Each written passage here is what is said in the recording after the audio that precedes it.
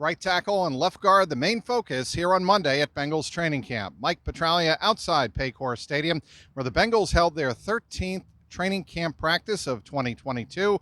La'el Collins watched from the sideline. He was not in uniform, was not in pads, and Zach Taylor before practice today said that really the Bengals are continuing with their habit of trying to manage, especially veteran players, coming back from injury. Of course, La'el Collins came back from injury, back issue in early July in his Texas home. He returned to camp. He returned to full pads last week, went through a couple of practices. Of course, did not play in the preseason opener against Arizona.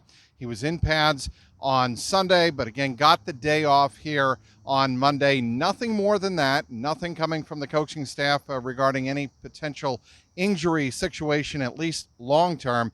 In his absence, Hakeem Adeniji, who started on Friday against Arizona, continues to get reps with the first team and continues to impress offensive line coach Frank Pollock, who said he's going to have to try and play some catch-up at the position simply because he hasn't had the right tackle reps that some of the other players along the offensive line have. But, again, Pollock likes what he has seen so far from Hakeem Adeniji at right tackle. Left guard, no surprise here if you watched the game on Friday. Jackson Carman struggled badly. He needed an extra day on Sunday, did not practice on Sunday, and came back to practice here on Monday wearing a brace on his right elbow. That was expected. A bit of a surprise and some news. It was Jackson Carman starting with the 2s and the 3s here on Monday, and getting the start with the first team unit, at least in practice, of course, was rookie Cordell Volson out of North Dakota State. Cordell Volson, what Frank Pollock said about him after practice here on Monday was he likes his energy, likes his work ethic, no doubt about that at all in his game. He's got to work on technique and consistency. And as a matter of fact, when asked point blank what will be the determining factor in who gets that starting left guard spot to start the season September 11th against Pittsburgh, Pollock said one word: consistency.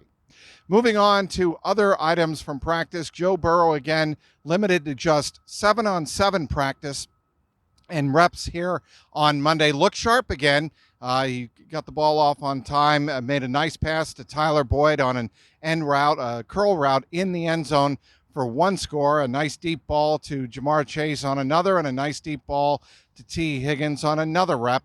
But it was Brandon Allen returning to practice, cleared from concussion protocol. He had a couple of good throws in the red zone, including a seam route to Tyler Boyd.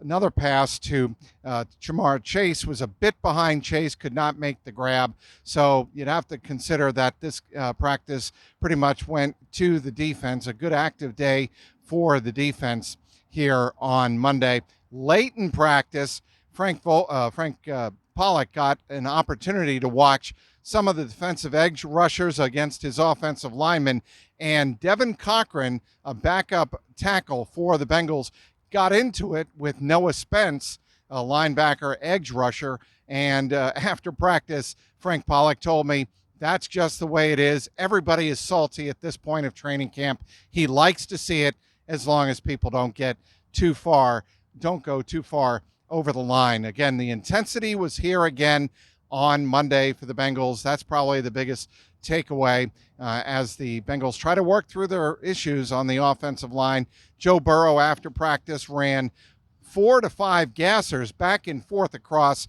the Far East training field, and he went through it without any issue, met with the training staff afterwards, walked off no problem. So Joe Burrow is really working his way quickly back up to full speed.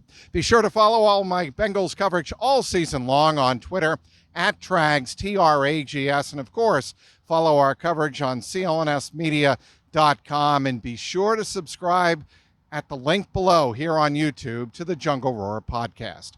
Outside Paycor Stadium, Mike Petraglia, CLNS Media.